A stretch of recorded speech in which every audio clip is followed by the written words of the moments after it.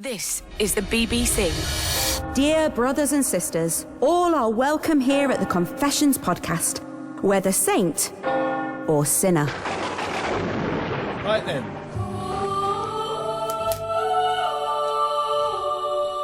Welcome everybody to That Says Confessions to Me. It does. We've only stumbled on this. How many years have we been doing this?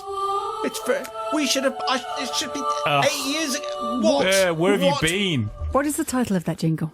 That says Heavenly- ID Xmas Trad Acca. Oh, Oh, right. So that's it's a why you Christmas didn't jingle. find it. Christmas traditional a cappella. I thought it was a very holy jingle. It is just holy jingle. I'm going Good. to use that all the time. Holy jingle. Anyway, it's a Confessions podcast. Thank you, Batman. Hey! Coming up, SJ's confession, can I sick it? Yes, you can.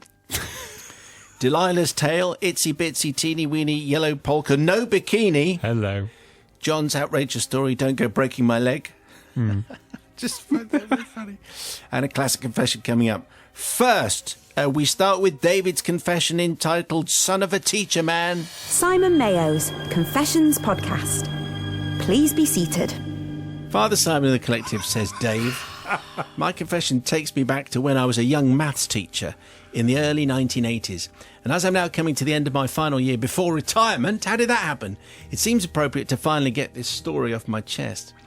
Looking back from my current teaching environment of interactive whiteboards, Wi-Fi internet and seemingly infinite sources of resource material, my then classroom was from a different age.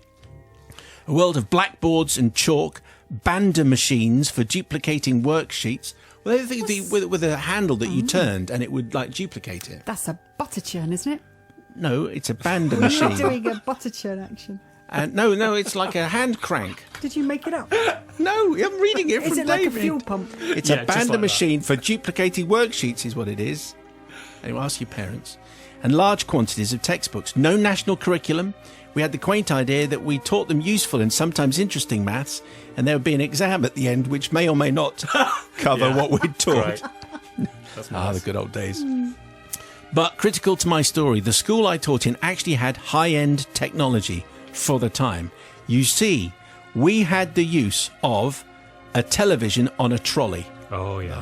Oh, be a lot of old teachers going, oh, I remember that.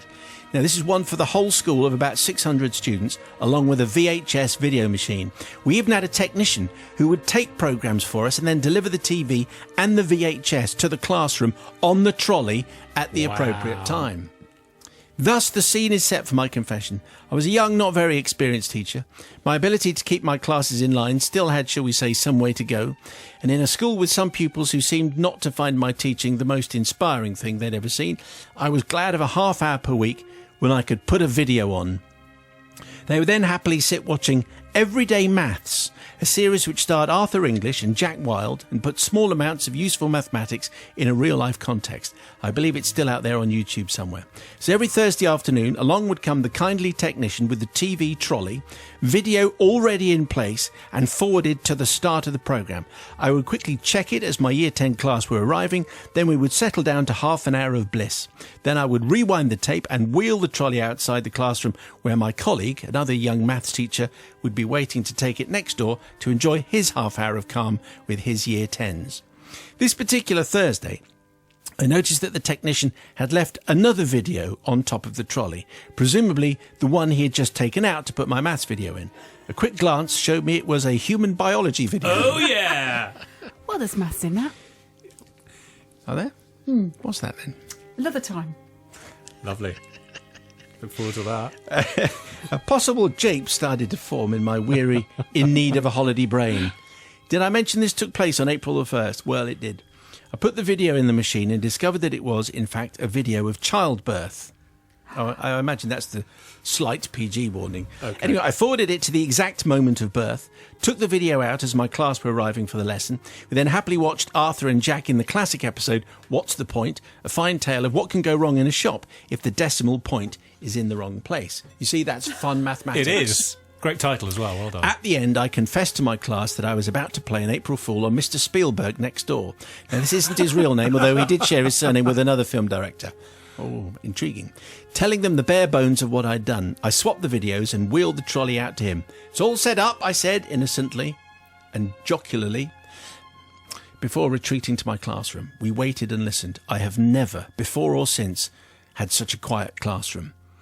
And then, I'm now almost ashamed to say, to my great delight, there was an explosion of noise from next door. Screams, and then groans, and then laughter. I went into the corridor with the correct video to find Mr. Spielberg outside the room with a rather pale young man. I handed the tape over with as straight a face as I could muster and retreated quickly back to my room. I imagine you can see that apologies are obviously in order. Mr. Spielberg, to his credit, was great. We had many a chuckle about it over the following weeks, so I don't need to apologise to him. My class were fine. They thought it was hilarious and much more interesting than my usual lesson. Similarly with his class, I did wonder in the days that followed whether I'd be summoned deservedly into the head teacher's office following a complaint from a parent, but all stayed quiet. So no apology needed there. The technician never knew what had happened either. Which only leaves one person, the rather sickly-looking young man who was outside Mr. Spielberg's classroom. As I later discovered, he'd been so shocked by what he'd seen that Mr. Spielberg had thought he was about to faint, so helped him out of the classroom. Apology clearly needed there. Fortunately, from my recollection of his remaining years at school, I don't think there was any permanent damage. But looking back now, I can see how unprofessional my behaviour was. Would I get away with it now? Almost certainly not. Would I even try it now? Definitely not. Do I feel sorry?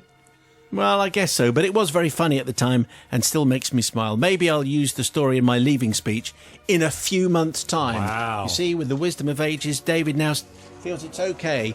I mean, that's a pretty harmless prank, I would think. Swapping maths for human biology. Anyway, they all had a good time at the time. Let's see what Sister Bobby is going to be thinking about that. It was hilarious, I have to say. Really, really funny. I loved it. Having said that, you're a teacher. You're meant to hold higher ground than anybody else, and you're meant to set an example. So you know I can't forgive you. Actually, I might have forgiven you if you turned it into maths. You know, what percentage of the class will be running out in 10 minutes' time, maybe. I wonder where that sentence was going to go. See? Where could he have gone? It's me, for goodness. Anyway. What am I going to say, really? Everyone else was thinking the same as me. We were. What percentage of the class? What? Go on. Anyway, you're not forgiven, even though we're laughing. That takes me back to the games that invigilators played during exams. Yes. Go and stand next. Yeah, okay, I'll go Student and do that most one. likely to. Yeah. Exactly. Brother Matthew. Yes, I am definitely going to forgive. I mean, obviously, the kids were going to have to see that video at some point anyway. It was going to come up in human biology, so seeing it in maths, I don't think is any great shakes. And I remember those TVs on the trolley where the teacher would spend the first 20 minutes trying to get the video to work, and then when I'm pressing play, it's not playing, and because the tape is out. Have you not got a VHS at home, sir? Come on. And so they've got a technician in this school, so I'm going to forgive just for having a technician whose job it was to get everything sorted in the first place. So yes, forgiven. The Confessions Podcast. Father Mayo and the Divine Collective. My confession goes back to 1986. Like most 13-year-olds, I had a dislike of school. This dislike would often manifest itself in forms of illnesses, such as the croaky-voiced sore throat, the painful headache, and of course the infamous tummy ache, all in my case, faked.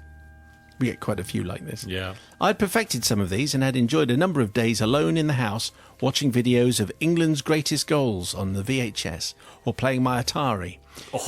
As I always picked, ask your parents, always picked mornings where my mother would be rushing out to work and would not be able to give me a proper parental examination. I must add that my dislike of school was caused by a particular lesson I dreaded, which was mathematics, and even more so, maths with a teacher I had, who I shall refer to as Mrs. C.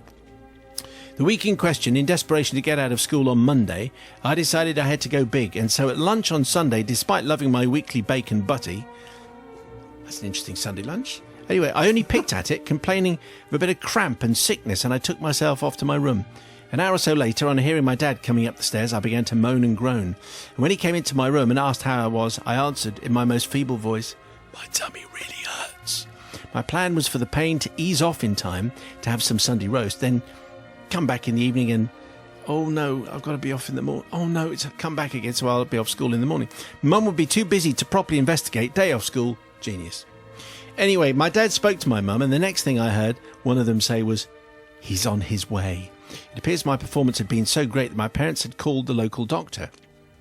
So this is a period piece from the days when you called the doctor on a Sunday and they came round. Yes, imagine. It appears, yes. So I had two choices. ease up the act and get a clean bill of health from the doctor and then get sent to school the next morning, or keep up the act, working on the basis that after a visit from the doctor, there's no way I could be sent to school the next day. Obviously, I chose the latter. Our family doctor duly arrived and carried out his examination, accompanied by moans and groans from me when I thought it appropriate, hoping I had sealed the deal. After he finished, he spoke with my parents, who started to look concerned, especially when the doctor said the word appendicitis. My understanding of this word improved greatly, as the next thing I'm sat in the back of the family Austin Allegro, heading for the local hospital. At this stage I'm in a panic, as my parents are informing me that I might need an operation. Once at hospital, a doctor soon arrived, and even more poking and prodding took place. More moans and groans and whimpers were given. The doctor looked puzzled and began chatting. Then relief. They decided they did not think it was appendicitis, but then one of them said, "But we will admit him overnight to be on the safe side." So I'm then being wheeled through the corridors up to the children's ward.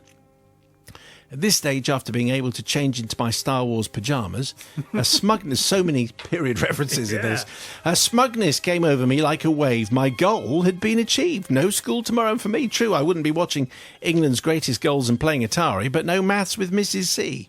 Shouting, "Simultaneous equations, come on, boy!" After an hour, that was my teaching voice from the 80s. Up there, because they all talked like that in the 80s. After an hour, I waved off my parents, who were still worried about my mystery illness, and began to look through the rather poor selection of books and games, thinking what I'd get for tea. Turns out I was getting nothing at all. I'd been put on nil by mouth as a precaution, should I need surgery. Then it was bed and lights out at 8 p.m. This hospital adventure was turning out to be a bit rubbish. Oh dear. Morning came, and the doctor arrived for rounds, accompanied by several others, all in white coats. One asked me, well, I thought it was a strange question at the time, "Have you been to the toilet since the pain started?" As I hadn't, since the mystery illness began, I was able to give my first honest answer for a while. "No, I haven't," I said. This seemed to give the assembled white coat brigade some satisfaction. As they whispered together, they all nodded, turned, and off they went. There'll be some people who know what's about to happen. Soon after, a nurse appeared, carrying a dish, and in the dish was what looked like a tablet. Blimey, that's going to take some swallowing, I thought. but there was no glass of water. No, there wasn't. So the nurse What says, is going to happen here? "Now, if you can kneel on the bed and remove your pyjama bottoms," the nurse instructed me. Oh dear. "What?" I asked in a mixture of puzzlement and fear. The instruction was repeated in that stern voice nurses have when dealing with an awkward patient. Well, Father Simon, I'm sure you've realised what it was. Yeah. As a 13-year-old who'd never heard of appendicitis, I'd certainly never heard of a suppository. I won't go into the details. But after she'd done what needed to be done, I was instructed to try and hold things in a bit as long as you can. Well, it wasn't long. However, it satisfied the doctors that I'd just been a bit bunged up, so after being kept in another night, the doctors then congratulated themselves on getting, shall we say, to the bottom of the mystery, and I was packed off home. I'd like to say that was the end of my fake illnesses, but it wasn't, actually. However, never again did I try and pull that particular ruse. So apart from the disciples of judgment, who do I ask forgiveness from? Well, certainly not Mrs. C, the maths teacher, who, for the record, I ended up having as my teacher for the rest of my school life. Yet despite my limitations in simultaneous equations and such, I did pass my GCSE maths exam. I also don't seek forgiveness from the doctors who examined me and could not see through the acting of a 13-year-old, nor the nurse who told me to try and hold things in a bit.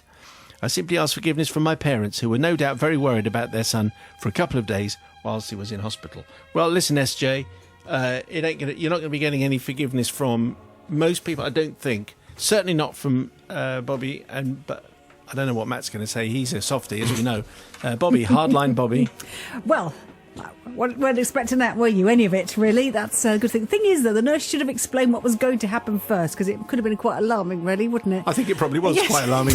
But Especially SJ when you're spared us 13. some of the details. So that's the only You thing want that I to feel do sorry what? for. I don't think so. That's got to be wrong. Not on the Sunday night. It was the next day. It was after, you know. Sunday programming. Anyway, what I was going to say is, no, you're Yes. not forgiven. And also, you missed a trick here. If Mrs. C was your form tutor for the rest of your life, as well as your maths teacher, why don't you just go up to her and say, look, I'm really struggling. She might have said, oh, yeah, of course, I'll help. So there's your mistake, SJ. So Okay. you're not forgiven Well, for wasting the wasting hospital police time. wasting nurses and doctors' time. Matthew. Yes, well, I love this confession because we've had so many of these sort of tales of people sort of faking injury or faking illness and then being taken to hospital and because they can't back down, find themselves in desperate situations. So this definitely passes, and I'm going to forgive just because of the phrase "try and hold it in for a bit," because what? So yes, I am forgiven. Simon Mayo's Confessions Podcast. That was SJ's confession. Can I sick it? Yes, you can. Funny every time. It is. Still to come, what on earth could I be doing to Matt and Bobby to be getting this reaction from them? Oh, what? Under the door? Yes, stuck under the door. So, Oh, no. That was awful. Oh, I can still feel it Yes. now. yeah, well, anyway, details on that coming up. Plus, before we head back to the confessional booth, couple of new bits and pieces on the parish notice board, and Bobby is staring at something very interesting. I certainly am. I've got an email from Matthew, age 16, from Huddersfield, with the subject line, "She will listen to the confessions." And it says, "Hello, Simon and the team. Unfortunately, my mum doesn't own any devices from which she can subscribe to the Confessions podcast. However, she does have a radio in her car. So I retuned all 40 slots to Radio 2. Excellent. Wow. So she will be able to /have to listen to the Confessions live. Have to, yeah. What a brilliant son I am. Please see the attached evidence." Now, this is great because you can I've see. got it. Yeah, You've got I've got it on my there. phone. Yeah, Here, it's yeah. fantastic. Basically, have a it look. is the digital display on it's like Matthew's it's a mum's. video. Yeah, so and it proves that Every he has single retuned. selection Yeah. is Radio 2. What? Well, Matthew, thank you very much indeed. An extraordinary effort. What old tat are we giving away this week? The old tat, and Matthew, you're going to get the first one, are some old Radio 2 lanyards. Goodness me, Oh, we wow. truly are coming towards the bottom end here. So these are different coloured cloths, bit of fabric with the Radio 2 logo, Yeah. and then at the end, sort of a buckley thing, and then, what do you call that?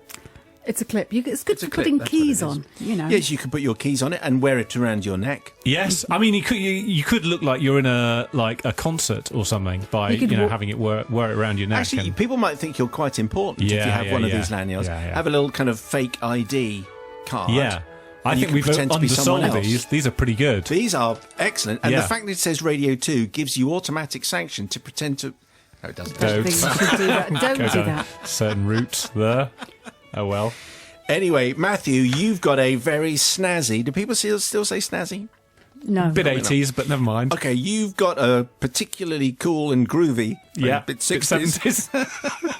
Radio 2 lanyard. Hip. Matt, now you've got Yes. a U-rated confession for I us. have. Very nice. Dear Mr. Mayo and the other condiments of clemency, That's you. I am 12 now, but I am confessing to something that I did in primary 2. I went to a very small school at the time, so the teachers could be very adventurous with their term topics. The end of term test was always something fun. One time, my teacher, who said she had no favourites, but clearly had one, sat on her chair and excitedly announced that we would be learning around the theme of weddings, and that our end of term test would be a mock wedding in an actual church. Wow. She started giving out parts, and then the part of bride came up. I sat hopefully thinking that her favourite pupil, Jenny, might not get it, but I was wrong. I was upset but not surprised. I went home to my mum, who could see how upset I was, so said she would even curl my hair so that I could be a good bridesmaid. Or when the day came, I was a brilliant bridesmaid, and all went well in the church. We returned to the school for the reception, and this is what I must confess to. I'm ashamed, though, to say that I'm quite proud of what I thought of. As my class lined up to go in, Jenny was in front of me. She turned around and said to me, "You've been to a few weddings." I nodded. "Probably not as extravagant as this, but do you have any tips?" I was so angry that she thought I'd never been to a wedding more extravagant than the one in a gym hall, that I was not in control of what happened next. Yes, I said, at Scottish weddings it would be disrespectful if you didn't push the cake over. over. Oh, really? She returned. Yes, just make sure it goes all over the floor. Excellent. I said. All the teachers then watched in horror as she stormed in and pushed the 3-tier masterpiece onto the floor. She did, though, then rat me out, and there's no need to say who didn't get Mary in the nativity next term. I do not want forgiveness for anyone actually involved in the matter. I do, though, want forgiveness from my new baby brother, who will probably get into trouble for things me, my twin brother, and my older brother have taught him. Yours truly, the youngest wedding crasher. Well, do we have the contact details of the youngest wedding crasher? So youngest wedding crasher now gets a Radio 2 lanyard. Correct, yes. Which he can hook whatever. I think she, but yes. She? Okay, Yes, very good. So yes, narrowed well it down. done. So she can hook maybe a face of her favourite radio presenter, maybe on the lanyard. That doesn't seem a little too weird. Do you think? Yes. I think Ken Bruce would look really good. Okay. On that. So thank you, youngest ever wedding crasher. Simon and the team, my brother Ronan wrote in to say he listens when I'm in the swimming pool. And I was outraged when he said I take ages in the changing room. Remember this from a few weeks back? Do. Let me say, I do not. Okay, I used to when nice people were in the class, but alas, those days are over. No offence to the other people in my class. I'm sure they're nice when you get to know them. I listen to the podcast in bed. I share a room with my sister, so I have to stuff the end of the duvet into my mouth so she doesn't hear my giggles and get annoyed. It's from Helena, age 10, and it's my birthday. Happy birthday. Just going to listen to the podcast. First of all, though, where's put the duvet? a duvet in my mouth. Shove that in my mouth. Because you know what my Richard sister is like. Well, happy birthday, Helena. I think a lanyard coming your Yeah, way. too right.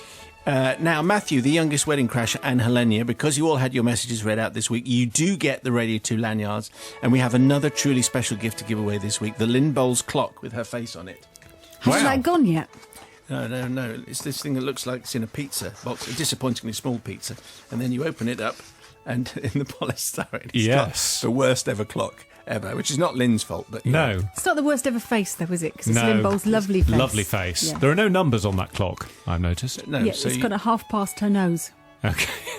Anyway, Bill Palmer in Dronfield quite fancies it and he emailed us saying, in 1993 I won a Radio 2 CD clock on the newly appointed Lynn Parsons Midnight to 4 a.m. programme.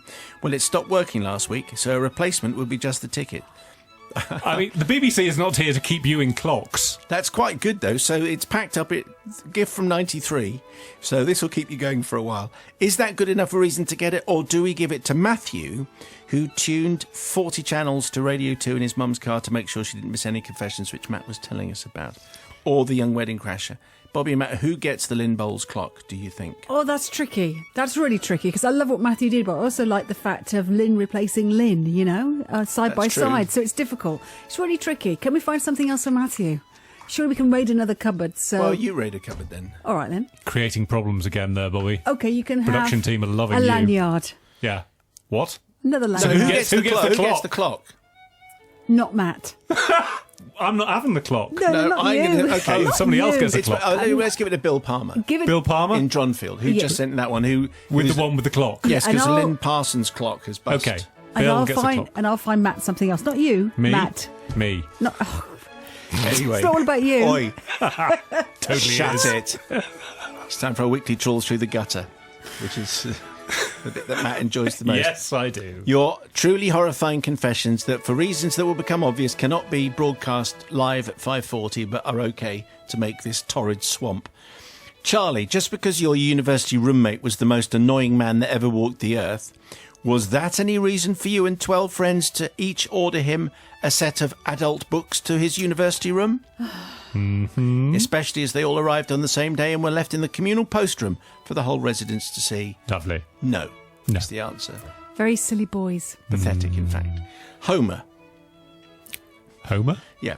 Homer, there is no problem in wanting to make a midnight snack when you get in late after a night on the town. No. What's not okay is that you may have enjoyed a few too many refreshments to have been let loose in the kitchen safely.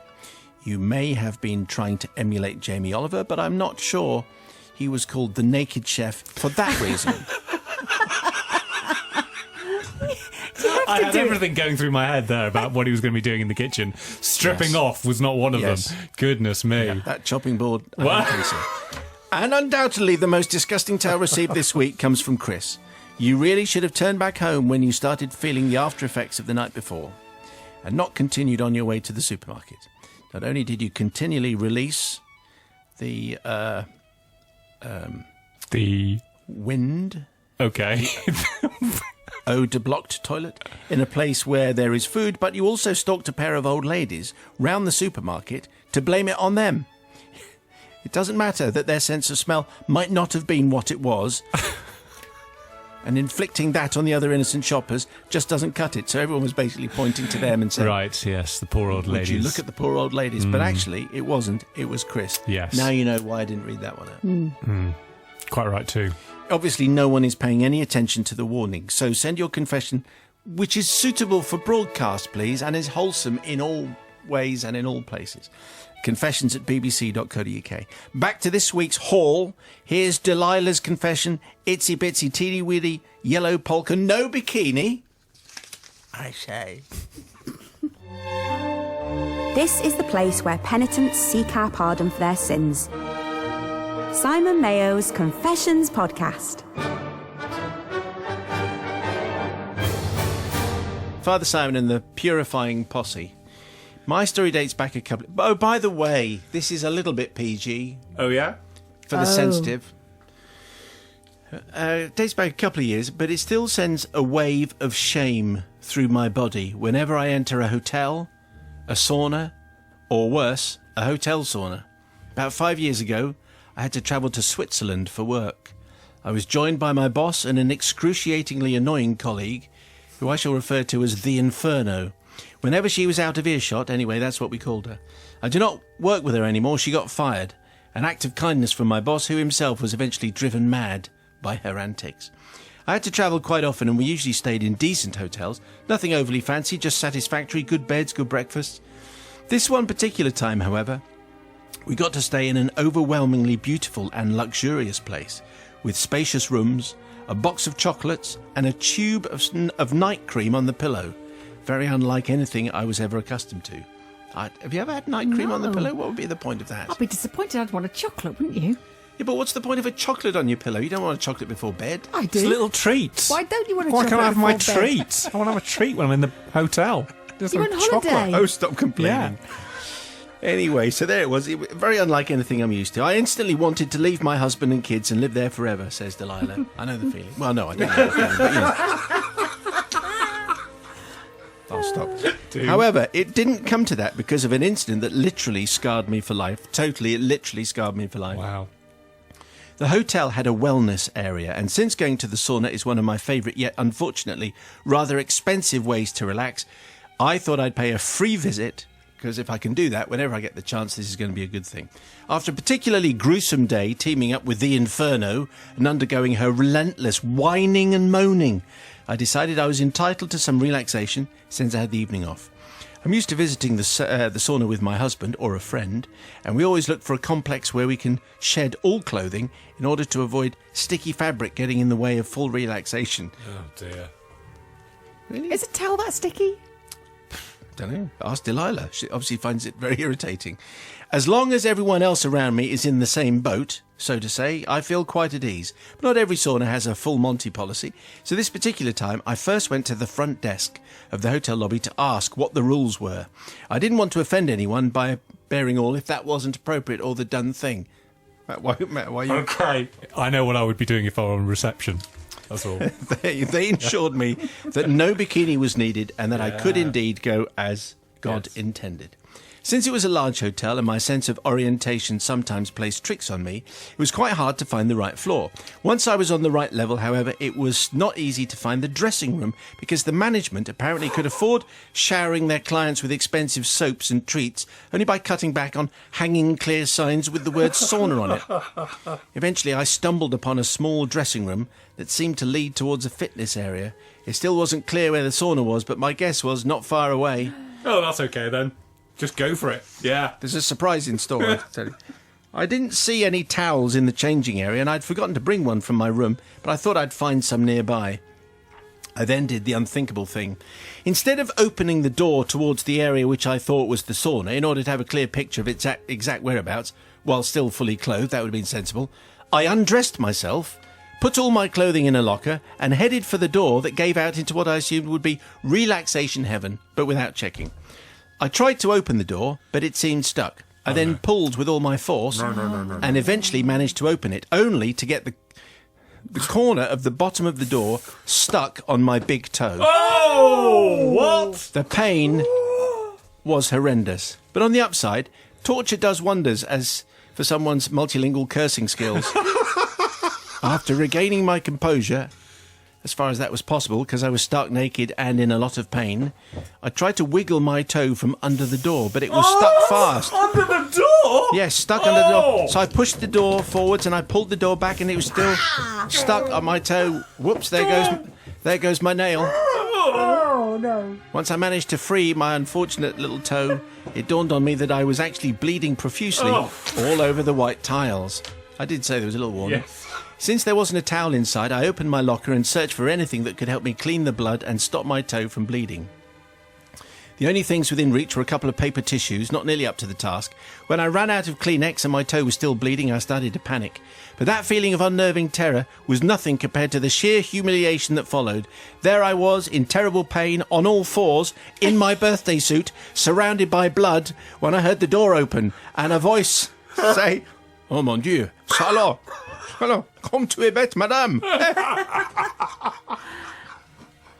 What happened next is still something of a blur. I remember eventually getting attended to by a doctor and limping the rest of the journey from meeting to meeting, gaining jealous remarks from the inferno because other people showed some concern towards me. My toe did heal, but my ego was ripped to shreds. Therefore, I do not seek forgiveness from stealing the spotlight from the inferno, since she was the reason I needed to relax so badly in the first place. But I do seek forgiveness from the unfortunate person that entered the room and stumbled upon a scene that could have been from a Tarantino movie. Yes. I also seek forgiveness from the cleaning crew that presumably had to skip dinner that evening due to nausea. And I finally seek forgiveness from my husband, who I sent a picture of my toe to without any warning. Oh! That's a good thing. And to the person who found my nail somewhere. It's a painful enough thing to endure, just trapping your toe with a big door. But if you're not wearing any clothes, that's an added complication, I would say. Sister Bobby. I see that wasn't going anywhere where I thought it was going. I thought it was going somewhere else. Well, we've had surprised by nakedness Yes.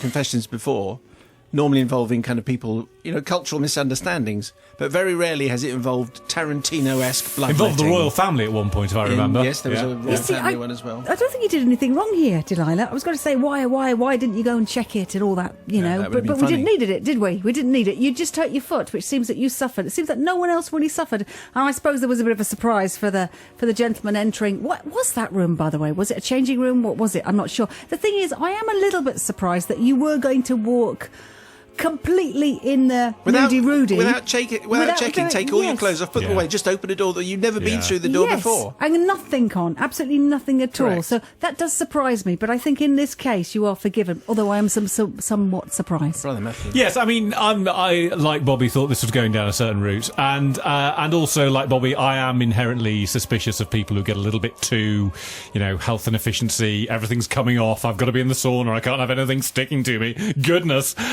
Apart from that, obviously you're going to be forgiven because of the French accent of the man opening the door, who est Monsieur Lafayette. Come to the bed. J'ouvre la fenêtre. Yes, going to forgive. The Confessions Podcast. Father Simon and the gang, as we are celebrating 100 years of the RAF, I thought this may be interesting. I should say at this point that it's if you're eating, it's one of those. I've kept this one for Nigel. But it's an easy Thursday. One, is it? Right, okay. Yeah, it's a little bit vom in places, but just saying. Nice. It's perfectly fine and decent and upstanding. It's just if you're doing some food prep. Right, okay. There are some moments. Yeah. But you've got an iron constitution, Nigel. You can cope with anything. Rock hard. Many years ago, 40 to be precise, during my training in the Royal Air Force, I unfortunately had an accident, badly breaking my leg in a few places. I was lucky, in inverted commas, as this establishment had an attached hospital, and I was transferred there in a jiffy by ambulance. I was in a lot of pain, and being only 17, I was a bit sad, and I was crying my eyes out, actually, especially after my initial examination and x-ray, when the doctor said, "Take him to the ward! We don't do operations on a Wednesday." Wednesday? Yeah, obviously on a Wednesday. There can't be anything urgent on a Wednesday. I have to wait for Thursday. That's when we do these. Anyway, the male nurse taking me to the ward informed me that the ward also had Army, Navy and civilian patients, and I should man up and not to let the RAF down with all my boo-hooing. After all, I was just an airman and he was a corporal or God. Different times, not allowed this kind of attitude these days. So biting my lip, I was wheeled into the ward, but my red eyes gave it away. It was obvious I'd been crying and the banter started. This made me feel a lot worse. And I wanted my mum, to be perfectly honest. But once I'd had my morphine, everything felt different, and I was soon... Best legal drugs available. Yeah. Just me then. I think we're learning far too much. Anyway, where was I? I had my morphine. I was soon fast asleep. However, the banter continued throughout my stay in hospital. John then writes, "I do now understand that this was only military humour and used to get through tough times." There we go. I don't think so, John. But I was the youngest in the ward and I just didn't find it funny. That's, John, is because it was bullying, basically, so that's why it wasn't funny. About a year later, I was almost fully recovered and we trainees would be nominated for extra duties, so we didn't get up to mischief. I got fire picket at the hospital. This is where you had to sit in reception armed with a torch, and if a fire was discovered, you would check it out and call the response that was required. The hospital was mostly made of wood, but anyway, this never happened. A fire, that is. So you were pretty much the medical staff's dog's body. While sat idly watching the hours pass, that very same nurse that had given me so much grief and embarrassment the year before came to reception. He didn't recognise me with my beret on and newly grown fluffy moustache and said, "You boy, go into the kitchen and rustle up some steak rolls, you bally buffoon, and make sure you put some brown sauce on it. Another voice added there. Knock on the God. theatre door when they're ready and hurry up, for heaven's sake." Anyway, now I'm no chef, says John, and back then I couldn't even boil an egg, but I was under orders.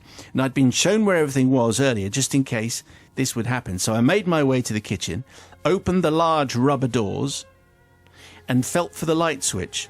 And this was the point that I touched something that moved. Oh, no. It was actually alive, and it was actually crawling. I screamed and retreated back into the corridor, says John. I knew I had to go back in, so I pulled myself together, switched on my torch, went in again, only to find the whole wall around the light switch and cable conduit was covered with cockroaches. Glancing down at the floor, it too was crawling with cockroaches. They moved away from the beam of my torch, so I was able to switch on the lights. As the tubes flickered into life, they all scattered under the cupboards, except for a few giant ones, because they weren't scared of me or my torch. Hefty blighters they were. I quickly located all the necessary ingredients and started to cook the steaks on a hot plate. I went to look for some plates, only to find that the waste food dustbin lid was partly off, and it was a giant mass of moving cockroaches. A lot of cockroaches. When I returned to the hot plate, all of the steaks had brown passengers, and they were trying to run off with the buttered rolls. I managed to swat most of them, but one steak... Yes, I managed to sweat them off, all but one steak. There were none left in the fridge, so I couldn't make a fresh one, and this one had legs and body parts attached. What? And I knew who was going to get that one, didn't I? Yeah. Although smothered with brown sauce. So I took them all to the theatre, banged on the door, and shouted, "Supper's ready," as Genesis once performed, in my cheeriest tone, and then I ran off back to reception, feeling rather pleased with myself. So, says John, Simon and the gang, I'm not actually wishing for forgiveness from that nurse. I'm sure he enjoyed his extra crunchy bits, but I do beg forgiveness from a nurse. Imagine it's a nurse. Yeah. But I do beg forgiveness from the other members of that theatre team, as they may have had, I think, the odd leg or other unmentionable bits of cockroach in their role, and this is probably not allowed. Again, it did them no harm as far as I'm aware, says John, who signs it, P.S. I am available for summer barbecues. Always good to know. Thank you, John. Well, maybe they had it coming. Let's just see how this pans out with Sister Bobby? I'm surprised. Florence Nightingale would be so ashamed of you. She'd be. Anyway. Ashamed of the nurse? Well, yeah, the nurse, completely. Well, also, John, you should know better. I mean, that's what I don't understand is 2 wrongs don't make a right. You're looking at me like I've said something. No, terrible. that's quite right. Quite right. It's just not right, because even though you were bullied and even all those things, these are cockroaches and they carry disease. So you don't really want those in the theatre. And should you be taking sandwiches into theatre? Yeah, remember, this is a bullying, nasty guy. Yeah, I know, but still, it's not right. What you should have done is reported the massive cockroaches and dealt with that first, and then basically not done supper, I think, in those unsanitary situations. But also, good luck for crying. Anyone's allowed to cry. It's good for your peace of mind. There you go.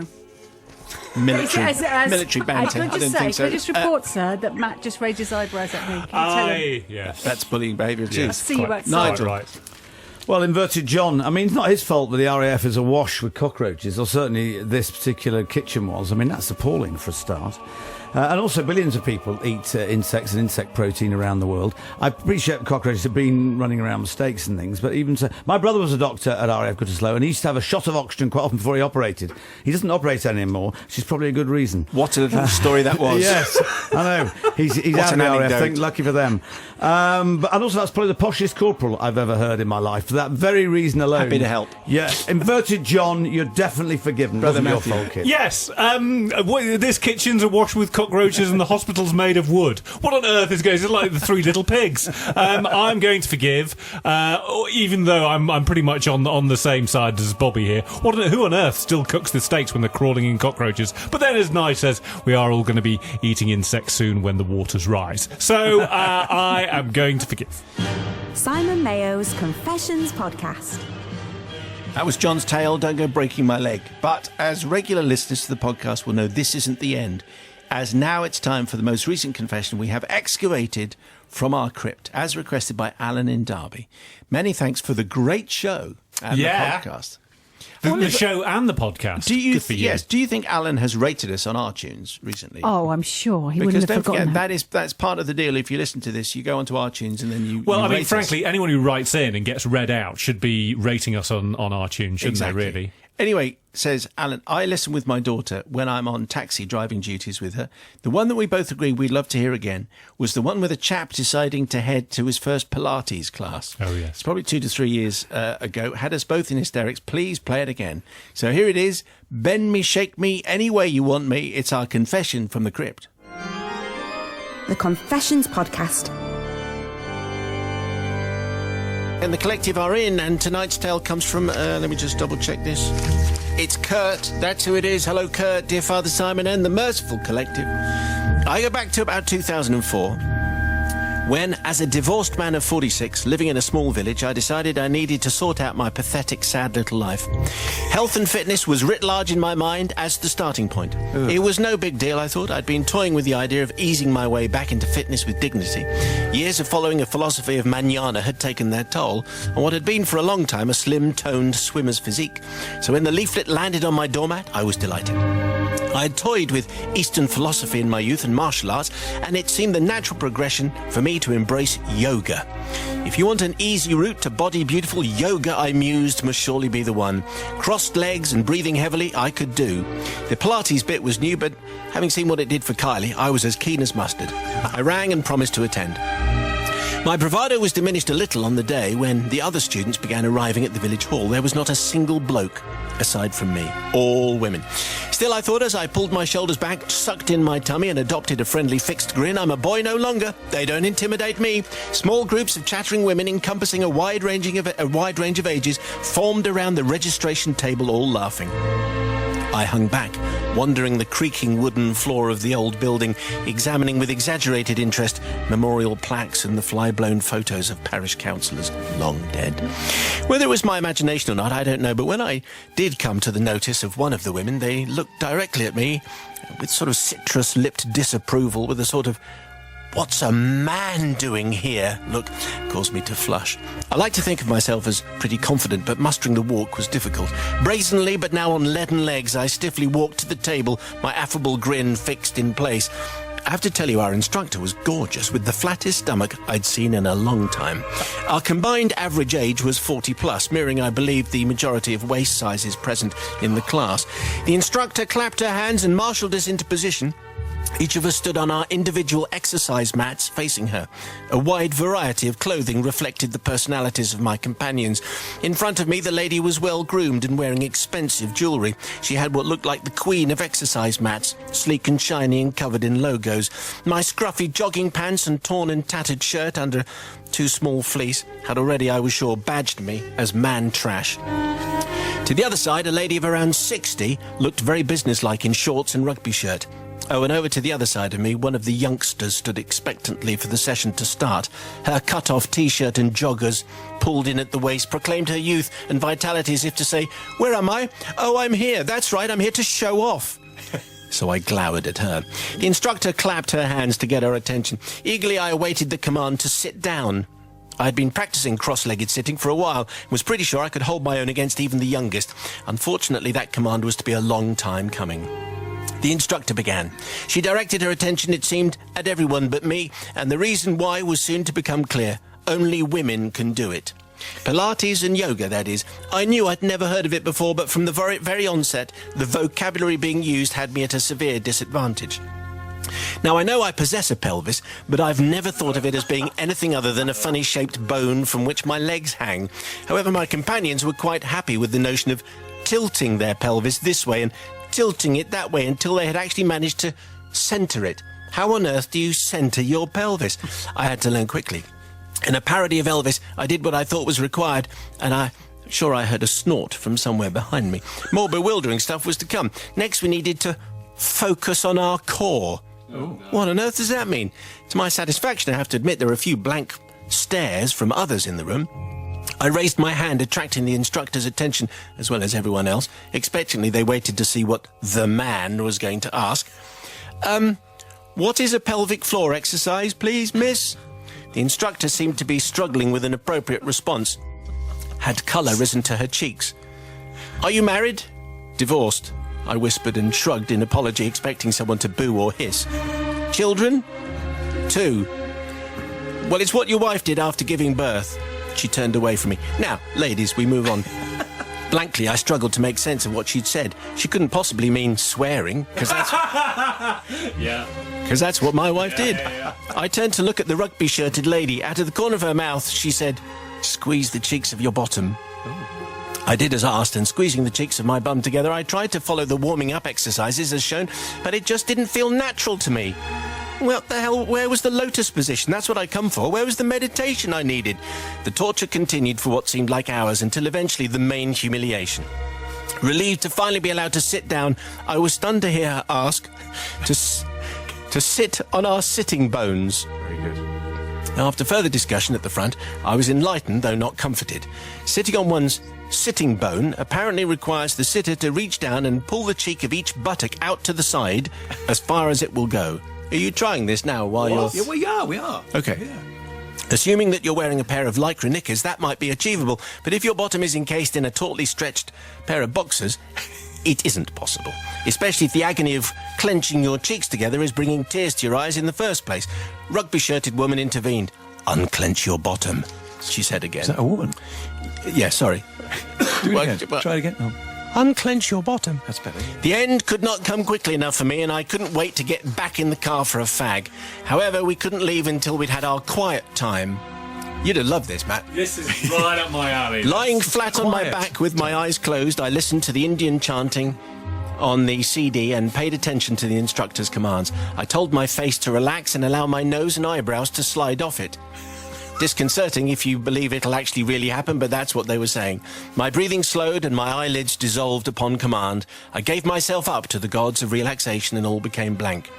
I awoke at the prod of a toe. I looked dreamily into the instructor's face. "You're not meant to snore," she smiled. Now, I have to beg forgiveness not for struggling with the foreign notion of sitting bones or centering my core. I don't beg forgiveness for polluting the air of the village hall with testosterone that day, a clearly invasive act from the reactions of the other ladies. Now, I beg forgiveness from my fellow males. Virtually every stereotype my fellow yoga students must have had about men was confirmed for them when, in my stomach-straining, groaning struggle to lever my awkward, over-exercised body up to my feet, a significant, loud and long wind event echoed around the hall from inside my faded joggers. There was absolutely no acknowledgement of this either from myself or the purse-lipped throng around me. Just that intimidating silence of disapproval that groups of women can manufacture at will. As I hurried out, I was sure I heard a voice say, "No wonder he's divorced." I fled, and I never went back. Guys, I let the side down, and for that, I can only ask for your forgiveness. Well, Kurt tried, and he went for it, but it is one of those things about how do you sit on your sitting bone? And clearly, the language is not designed for guys. This is what his conclusion is. Sister Rebecca, what do you think? I just have to disagree with that because, well, I think probably Kurt had never been... He got confused between yoga and Pilates, I think, by the sound of it, because it sounds like they were doing Pilates. There are loads of people... I go to Pilates, there are loads of blokes in my class, so I think you can't generalise like that. Do you get asked to sit on your sitting bone? You do, sit on your sit bones, you can roll like a ball, things like that. Really? But it's not to do with men and women, is it? No. I was surprised that Kurt had been married and had... Was it 2 kids? Well, his wife didn't know...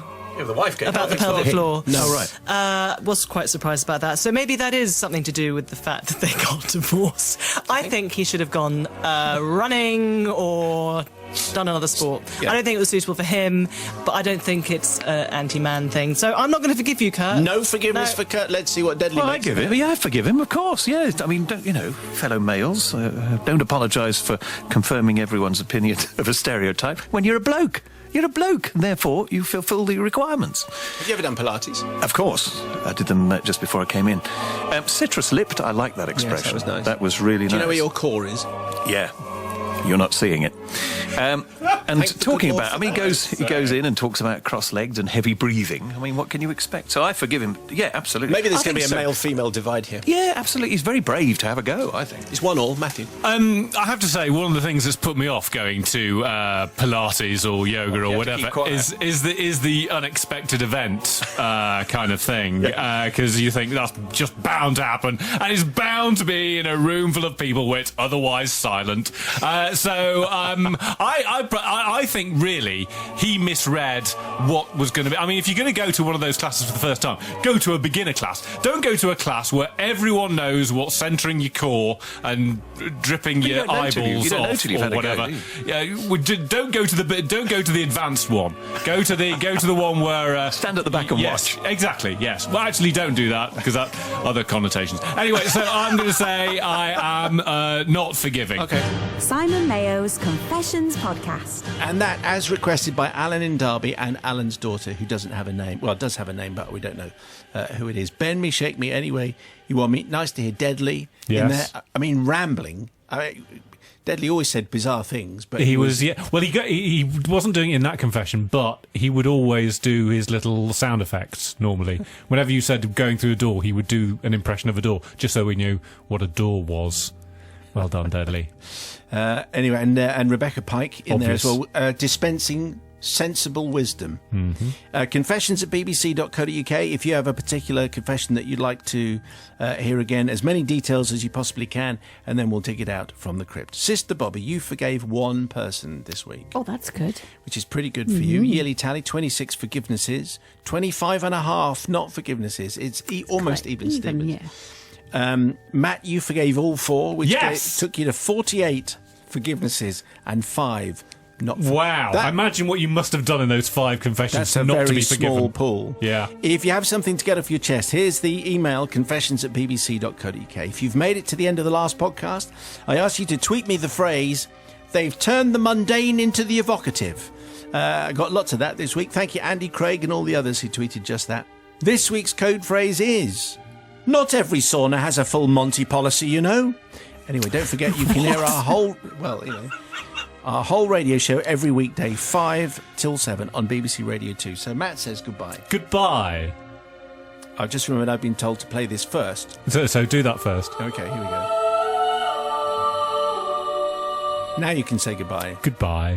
And you, Bobby. Cheerio. Thanks so much.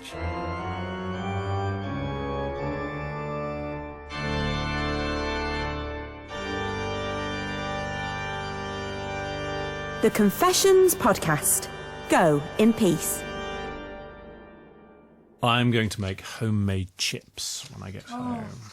Hello. Are you going to deep fry them? No, I've got some stuff. I've got some oil, and I'm going to put them in the oven.